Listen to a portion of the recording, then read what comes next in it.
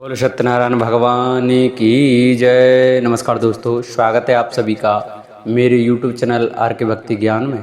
भक्तों, आज की वीडियो में हम आपको सत्यनारायण भगवान की व्रत कथा सुनाएंगे। सभी भक्तजन हमारी कथा को श्रद्धा और प्रसन्नचित्त मन से सुने, क्योंकि सत्यनारायण भगवान हमारी सभी मनोकामनाएं पूरी करते हैं। तो आइए भक्तों, हम अपनी कथा को प्रारंभ करते हैं। उससे पहले जो वक्त हमारी वीडियो पर नए आए हैं, जिन्होंने अभी तक हमारे चैनल को सब्सक्राइब नहीं किया है, वो हमारे चैनल को सब्सक्राइब करें, वीडियो को लाइक करें और कमेंट में सत्यनारायण भगवान की जय अवश्य लिखें। बोलो सत्यनारायण भगवान की जय। पहला अध्याय श्री हरिनम। व्यास जी ने कहा, एक समय सौनकादिक सभी मुनिगण नैमिषारण्य में एकत्रित हुए और उन्होंने कलयुग में लोगों के हित के लिए वेदों व पुराणों के ज्ञाता श्री सूत जी से पूछा, हे सूत जी, हे वेद वेदांग के ज्ञाता, इस कलयुग में वह कौन सा व्रत तप है जिसके करने से मनोवांछित फल मिलता है? हे महामुने, कृपया करके हमें कलयुग में पापों से छुटकारे तथा धन दान देने वाले कोई उपाय बताइए। हम सब ऋषि मुनि आपके श्रीमुख से वह उपाय सुनना चाहते हैं। श्री सूत जी बोले, हे मुनि श्रेष्ठो, तुम धन्य हो जिसने प्राणियों के हित के लिए ऐसा उत्तम प्रश्न किया है। एक बार ऐसा ही प्रश्न नारद जी ने भगवान कमलापति से किया था, वही मैं आपको सुनाता हूँ। एक बार नारद जी भ्रमण करते करते पृथ्वी लोक में जा पहुंचे। उनका यह भ्रमण तीनों लोकों के प्राणियों के परोपकार की भावना को लेकर था। पृथ्वी लोक में जाकर उन्होंने देखा कि वहां लोग तरह तरह के कष्ट भोग रहे हैं।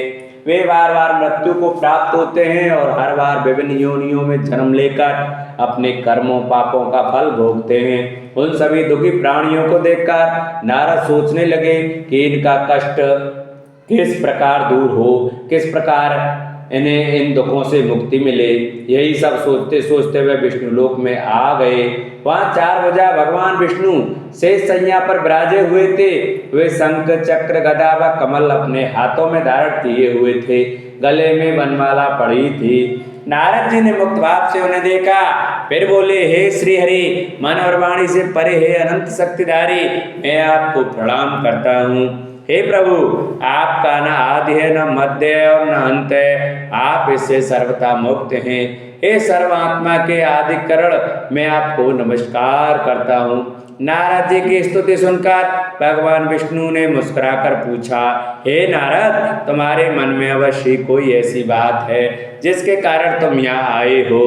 तुम्हारे मन में क्या बात है, मुझे सब कुछ बताओ। भगवान के ऐसे वचन सुनकर नारद जी ने कहा, प्रभु, मृत्यु लोक के सभी प्राणी अपने पाप कर्मों के कारण बार बार विभिन्न योनियों में जन्म लेकर कष्ट भोग रहे हैं। हे भगवान, यदि आप मुझ पर कृपा रखते हैं तो इन प्राणियों के दुख दूर करने का कोई सुगम एवं छोटा उपाय बताएं।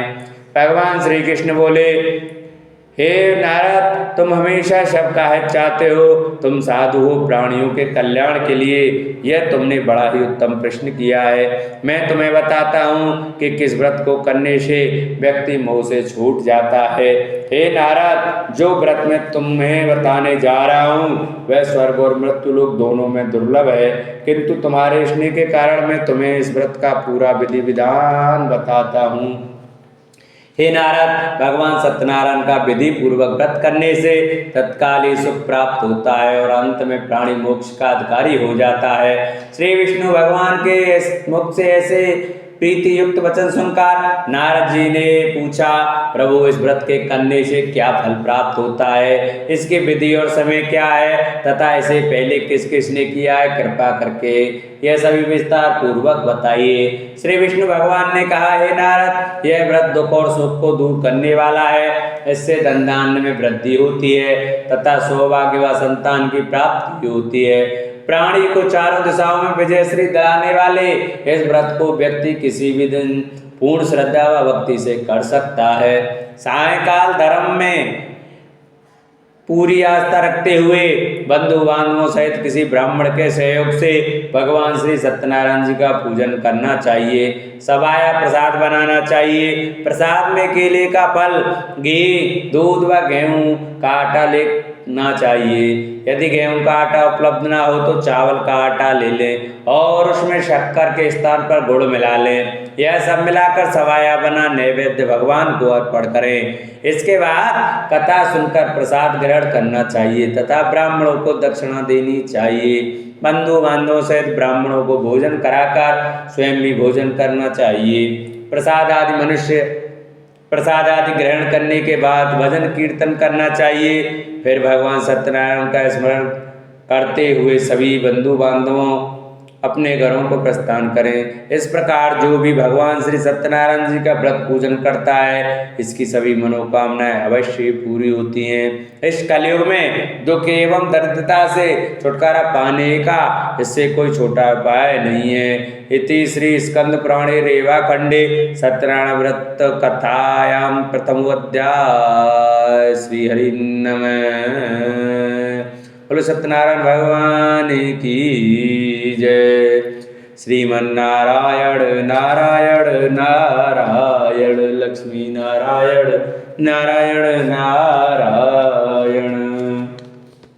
द्वितीय अध्याय। श्री हरि नमः। सूत जी बोले, हे ऋषि मुनि, पहले इस व्रत को किस किसने किया अब मैं तुम्हें इस व्रत में बताता हूँ। सुनिए। बहुत ही रमणीय स्थल काशीपुरी में एक बड़ा ही निर्धन ब्राह्मण रहता था। वह भूख प्यास से दुखी यहाँ वहाँ भटक भिक्षा मांगकर अपना पेट भरता था। इस ब्राह्मण को दुखी देखकर ब्राह्मणों से प्यार करने वाले भगवान विष्णु बड़े व्यथित हुए।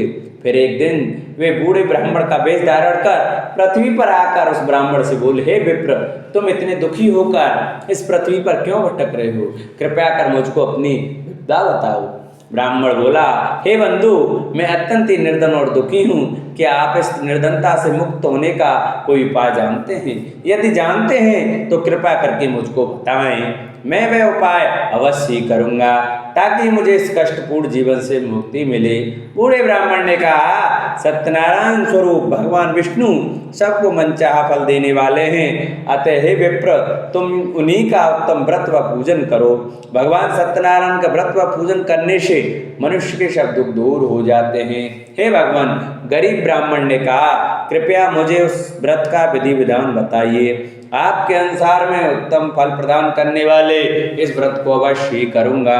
बूढ़े ब्राह्मण वेशधारी भगवान विष्णु ने उसे सत्यदेव भगवान के व्रत पूजन का विधान बताया और अंतर्ध्यान हो गए। निर्धन ब्राह्मण ने मन ही मन में संकल्प लिया कि वह बूढ़े ब्राह्मण द्वारा बताया गया व्रत अवश्य करेंगे। इन्हीं विचारों के कारण उसे रात भर नींद नहीं आई। दूसरे दिन वह संकल्प के साथ भिक्षाटन के लिए निकला कि आज जो कुछ भी भिक्षा में मिलेगा उससे मैं सत्यनारायण जी का व्रत पूजन करूंगा। उस दिन उसे भिक्षा में काफी द्रव्य प्राप्त हुआ। उसी से ब्राह्मण ने अपने बंधु बांधवों सहित श्री सत्यनारायण भगवान का व्रत किया। व्रत के प्रभाव और भगवान सत्यदेव की कृपा से वह संपत्तिवान हो गया। तब से उस ब्राह्मण ने प्रतिमाह व्रत रखना आरंभ कर दिया और अंत में सब पापों से मुक्त हो मोक्ष को प्राप्त हुआ। हे विप्रो, इस प्रकार पृथ्वी पर जो कोई भी श्रद्धा पूर्वक इस व्रत को करेगा उसके सभी दुख दूर होंगे। श्रीमन नारायण जी ने यही वचन नारद जी से कहे थे। अब आप लोग बताइए कि और क्या जानने की इच्छा है। तब ऋषिगणों ने पूछा, हे सूत जी, अब यह बताइए कि आगे चलकर ब्राह्मण के बाद किसने इस व्रत को किया, यह जानने की हमारी प्रबल इच्छा है। सूत जी बोले, उस ब्राह्मण से सुनकर आगे यह व्रत किन किन लोगों ने किया यह भी ध्यान पूर्वक सुनो। वह ब्राह्मण धन दान से भरपूर होकर एक बार व्रत कर रहा था कि एक लकड़हारा वहां आया। लकड़ी का बोझ बाहर रखकर वह प्यास बुझाने के उद्देश्य से ब्राह्मण के घर में गया। वहां उसने ब्राह्मण को देखा जो अपने बंधु बांधवों सहित भगवान श्री सत्यनारायण का व्रत और पूजन कर रहा है। वह सब देख लकड़हारे को बड़ी उत्सुकता हुई। उसने ब्राह्मण को प्रणाम करके पूछा, हे प्रभु, हे ब्राह्मण देव, आप यह किसका पूजन कर रहे हैं और इस पूजन का क्या फल मिलता है? कृपया कर विस्तार पूर्वक मुझे बताइए।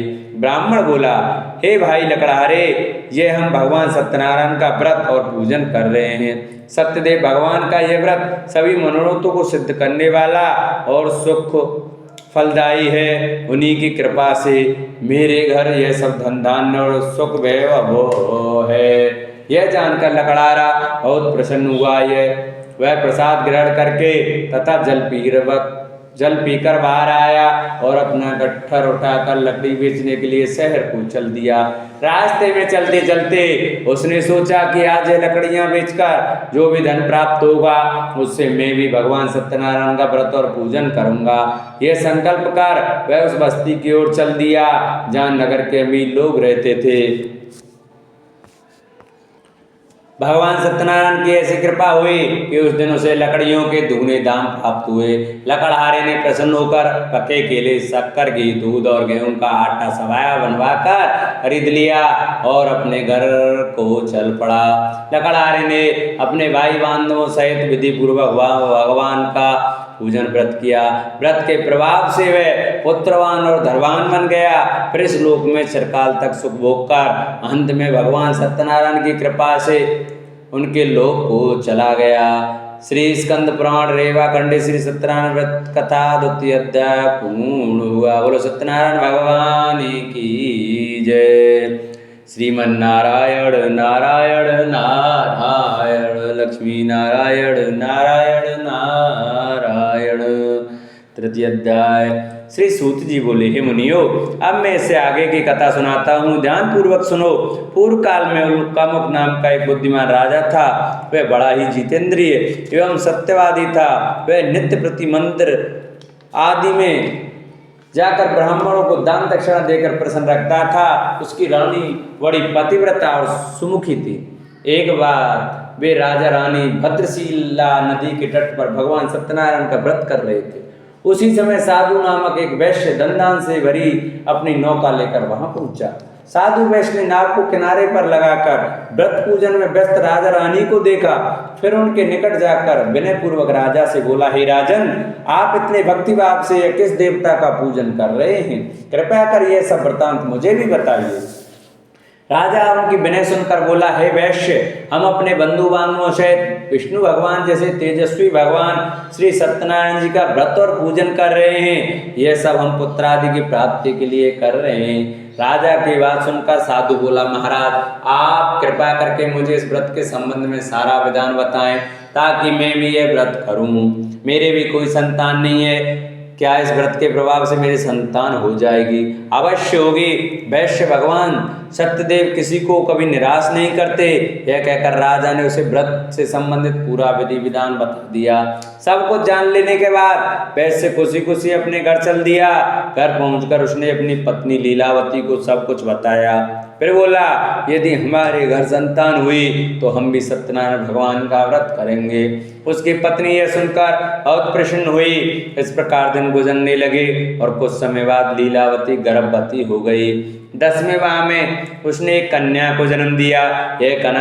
यह कन्या चंद्रकला की भांति दिनों दिन बढ़ने लगी। इस कन्या का नाम कलावती रखा गया। एक दिन लीलावती ने अपने पति से कहा, स्वामी, आपने कहा था कि जब हमारे संतान उत्पन्न हो जाएगी तब आप भगवान सत्यनारायण का व्रत व पूजन करेंगे। अब आप अपने संकल्प के अनुसार यह कार्य क्यों नहीं करते? साधु बोला, प्रिय, हम कन्या के विवाह के समय यह व्रत कर लेंगे। इसके बाद वैश्य उन्हें अपने काम से दूसरे नगर को चला गया।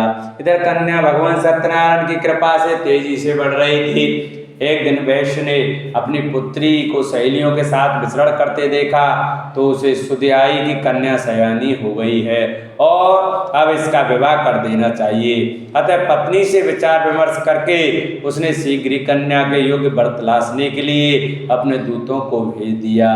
वैश्य की आज्ञा पाकर दूत सर्वप्रथम सुसंपन्न कांचन नगर को चल दिए।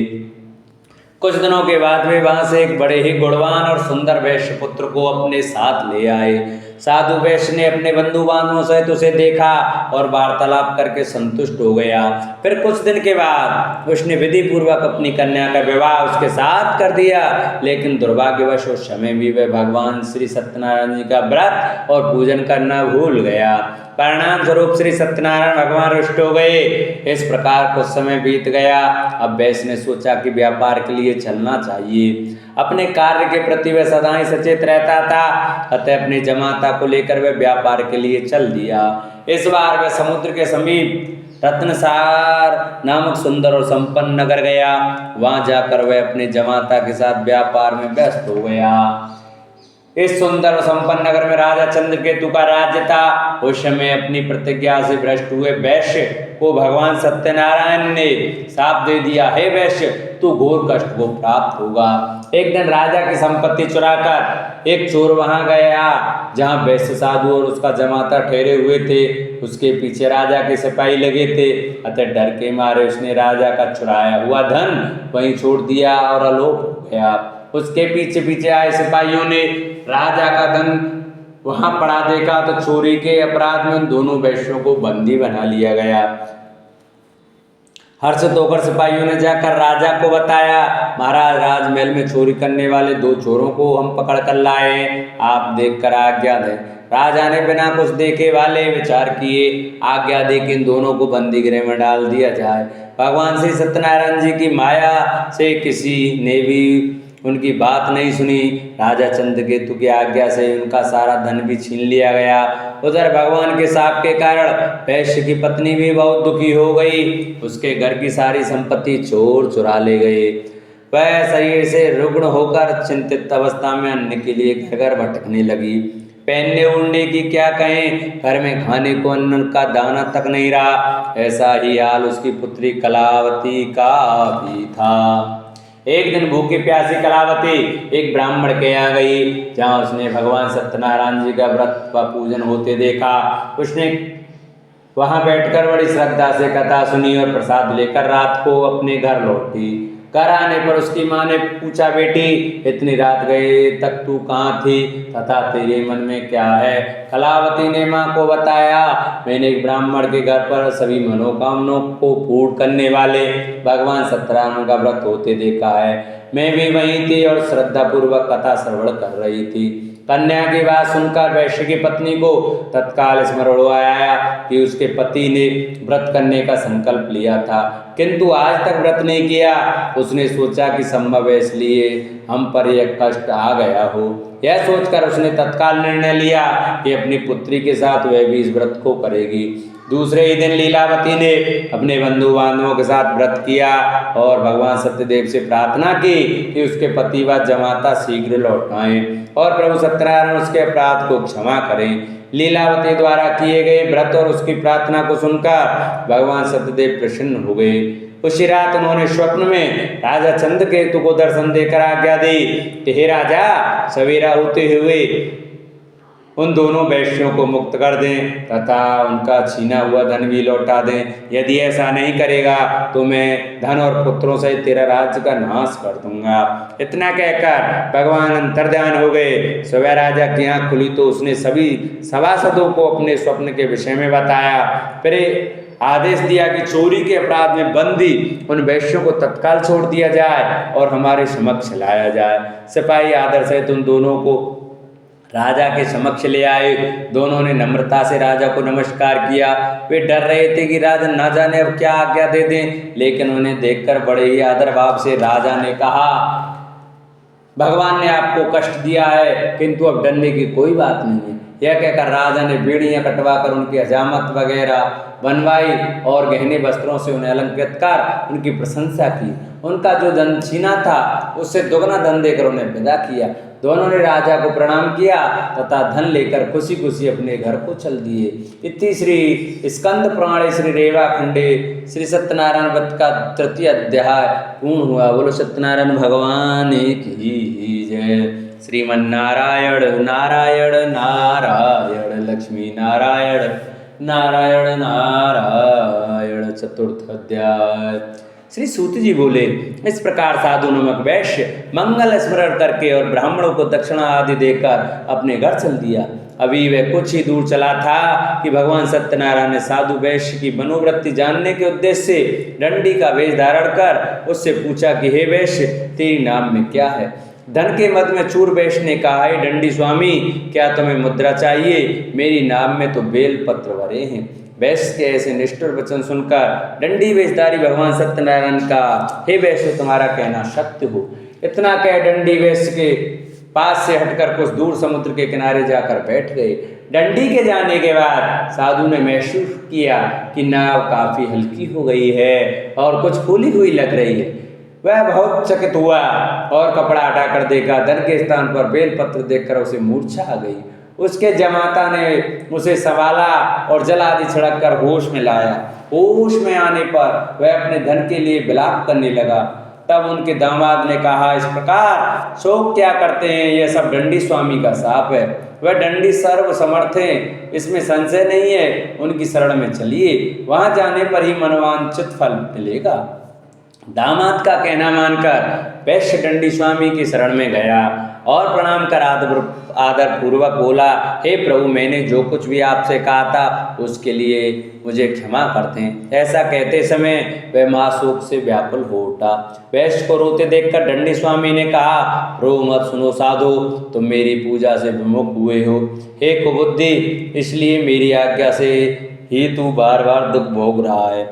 अब वैश्य को सारी बात समझ में आ गई। वह विनती करते हुए बोला, हे प्रभु, आपकी माया को तो ब्रह्मादि नहीं समझ सके, फिर मैं भला आपकी लीला कैसे समझ सकता हूँ। ब्रह्मादि भी आपकी अद्भुत रूप से व गुणों को नहीं जानते। हे प्रभु, मुझ पर प्रसन्न हो। मैं माया से भ्रमित मूढ़ बुद्धि आपको कैसे पहचान सकता हूँ। मैं अपनी सामर्थ्य अनुसार आपकी पूजा करूँगा, कृपया प्रसन्न हो।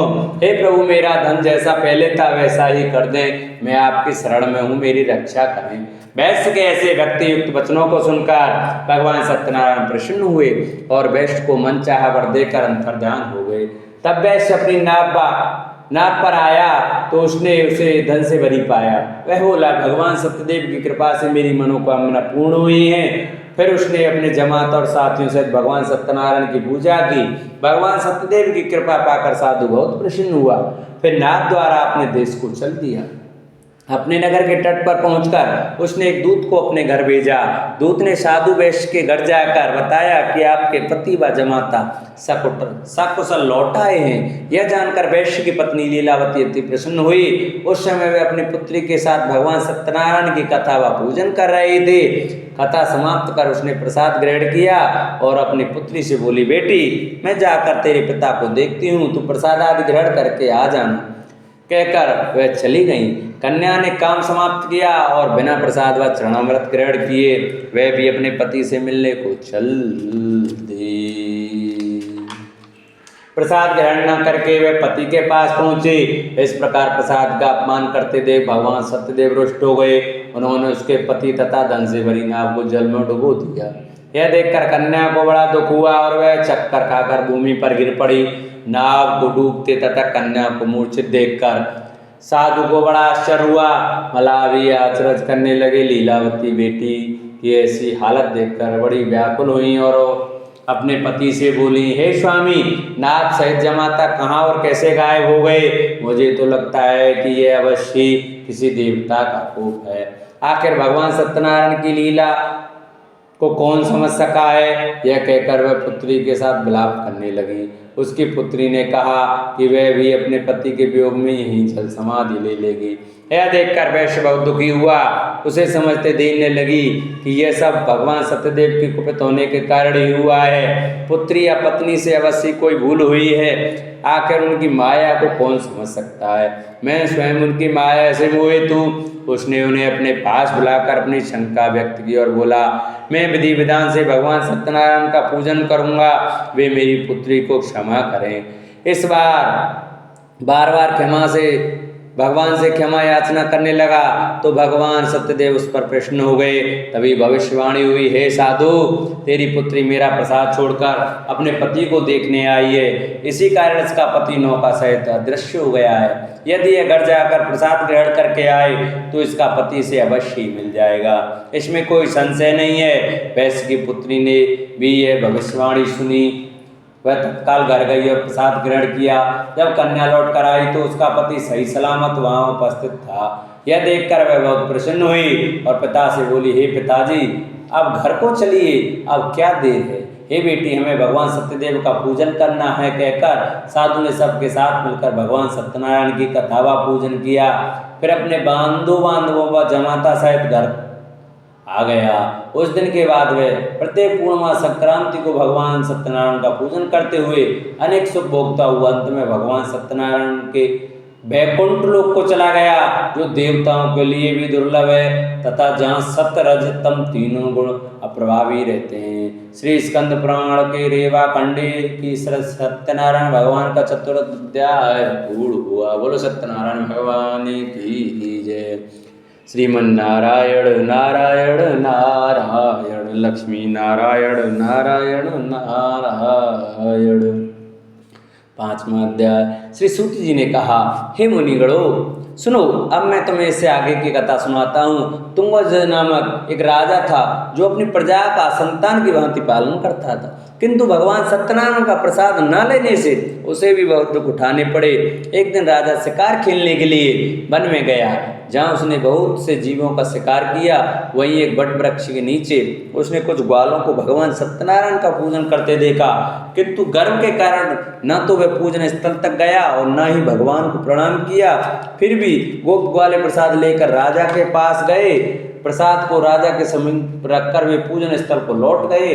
राजा ने प्रसाद की ओर देखा भी नहीं, जिसके कारण उसे बड़ा ही दुख भोगना पड़ा। उसके 100 पुत्र, धन धान्य व राज सभी कुछ नष्ट हो गए। अतः राजा वहीं पहुंचा जहां भगवान सत्यदेव का पूजन हो रहा था। वहां जाकर राजा ने ग्वाल बालों के संग भगवान सत्यनारायण का पूजन किया और क्षमा याचना की। इससे भगवान सत्यनारायण प्रसन्न हुए। उनकी कृपा से उसे पुत्र आदि सब कुछ पुनः प्राप्त हो गया। फिर इस जीवन में सुख भोग कर अंत में वह सत्यनारायण भगवान के लोक को चला गया। इस परम दुर्लभ सत्यनारायण व्रत को जो भी धारण करता है और इसकी फलदायी कथा को भक्ति पूर्वक सुनता है, उसे श्री सत्यनारायण की कृपा से भरपूर धन धान्य आदि प्राप्त होते हैं, दरिद्र धन पाते हैं, बंदी बंधनों से मुक्त हो जाते हैं, भयग्रस्त को भय मिट जाता है। यह निसंदेह सत्य है। इस कथा व व्रत के प्रभाव से व्यक्ति जीवन भर सुख भोग कर अंत में सत्यलोक को पाता है। हे विप्रो, यह मैंने सत्यनारायण व्रत की कथा कही। इसके प्रभाव से व्यक्ति सब बंधनों से मुक्त हो जाता है। यह व्रत पूजन कलयुग में विशेष फलदायी है। भगवान सत्यनारायण अलग अलग समय में अलग अलग रूप धारण करके अपने भक्तों को सुख पहुंचाते हैं। कोई उन्हें काल कहता है, कोई ईश्वर कहता है, कोई सत्यदेव तो कोई सत्यनारायण। अनेक रूप धारण कर भी वे मन चाहा फल देने वाले हैं। कलयुग में सत्यव्रत रूपी सनातन सत्यनारायण ही होंगे। सभी को मन चाहा फल देने के लिए भगवान विष्णु ने सत्यनारायण का रूप धर लिया है। हे मुनिगण, जो इस कथा का नित्य पाठ करेंगे अथवा सुनेंगे, श्री सत्यनारायण की कृपा से उनके समस्त पाप नष्ट हो जाएंगे। सूत जी बोले, हे मुनीश्वरों, जिन्होंने सत्यनारायण का व्रत पहले किया था उनके अगले जन्म की कथा सुनाता हूँ, सुनो। महान बुद्धिमान सतानंद ब्राह्मण सुदामा हुआ और कृष्ण की आराधना कर मोक्ष को प्राप्त हुआ। लकड़ी बेचने वाला लकड़हारा भील गुहराज बना और श्री राम जी की सेवा कर मोक्ष का अधिकारी हुआ। राजा उल्कामुख महाराज दशरथ हुए और श्री रंगनाथ की पूजा कर वैकुंठवासी हुए। साधु नामक वैश्य सत्य व्रतधारी मूर्धज राजा बना। वह आधा शरीर आरे से चीरकर दान देने के कारण मोक्ष को प्राप्त हुआ। राजा तुंगध्वज स्वयं मनु हुए। वे सभी को वैष्णव पथ पर लगा भागवत बना वैकुंठ को गए।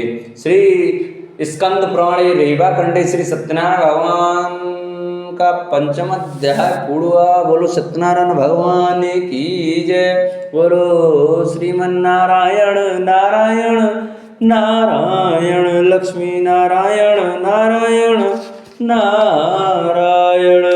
बोलो सत्यनारायण भगवान की जय। सत्यनारायण भगवान की आरती। जय लक्ष्मी रमणा स्वामी, जय लक्ष्मी रमणा।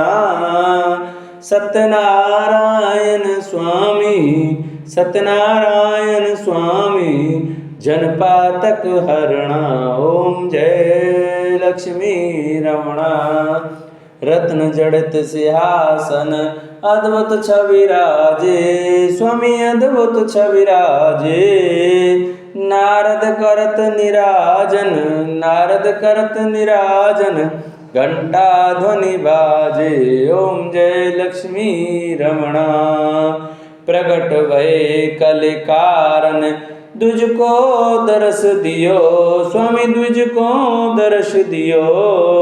बूढ़ो ब्राह्मण बनकर बूढ़ो ब्राह्मण बन कर कंचन महल कियो। ओम जय लक्ष्मी रमणा। दुर्लभ मील कठारो जिन पर कृपा करी, स्वामी जिन पर कृपा करी।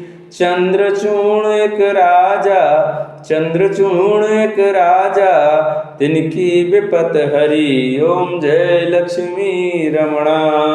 वैश्य मनोरथ पायो श्रद्धा तज दीनी, स्वामी श्रद्धा तज दीनी। सो फल भोग्यो प्रभु जी, सो फल भोग्यो प्रभु जी, फिर स्तुति कीनी। ओम जय लक्ष्मी रमणा। भाव भक्ति के कारण छिन छिन रूप धर्यो, स्वामी छिन छिन रूप धर्यो। श्रद्धा धारण कीनी, श्रद्धा धारण कीनी, तिनको कारज सर्यो। ओम जय लक्ष्मी रमणा। ग्वाल बाल संग राजा वन में भक्ति करी, स्वामी वन में भक्ति करी। मनवांचित फल दीनो, मनवांचित फल दीनो, दीन दयालु हरि। ओम जय लक्ष्मी रमणा। चढ़त प्रसाद सवायो कदली फल सेवा, स्वामी कदली फल सेवा। धूप दीप तुलसी से, धूप दीप तुलसी से, राजी सतदेवा। ओम जय लक्ष्मी रमणा। सत्यनारायण जी की आरती जो कोई नर गावे, स्वामी प्रेम सहित गावे। रिद्धि सिद्धि सुख संपत्ति, रिद्धि सिद्धि सुख संपत्ति, सहज रूप पावे। ओम जय लक्ष्मी रमणा। बोलो सत्यनारायण भगवान की जय, बोलो विष्णु भगवान की जय। जिन भक्तों को हमारी कथा अच्छी लगी हो वो हमारी कथा को ज़्यादा से ज़्यादा शेयर करें। जो भक्त हमारे चैनल पर नए आए हैं वो हमारे चैनल को सब्सक्राइब करें, वीडियो को लाइक करें और कमेंट में ओम नमो भगवते वासुदेवाय, ओम सत्यनारायण भगवान की जय लिखना न भूलें। बोलो सत्यनारायण भगवान की जय।